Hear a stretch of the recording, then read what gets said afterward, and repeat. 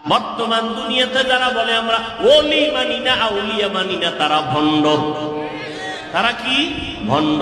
এদের মতো ভণ্ড জমিনে আর কেউ নাই। এরা বুখারী শরীফ মানে না, কোরআন শরীফও মানে না।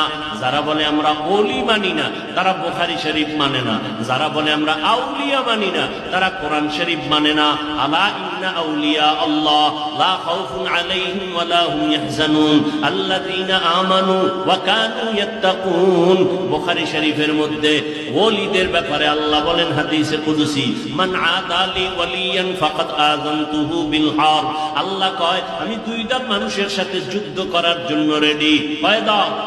এক দলের কথা কোরআনে আর এক দলের কথা বুখারী শরীফে। কোরআনে বর্ণিত দল হলো সূরা বাকারা 275 নম্বর আয়াত, ইয়া আইয়ুহাল্লাযীনা আমানুত্তাকুল্লাহ ওয়া যারু মা বাকিয়া মিনার রিবা ইন কুনতুম মুমিনিন। যারা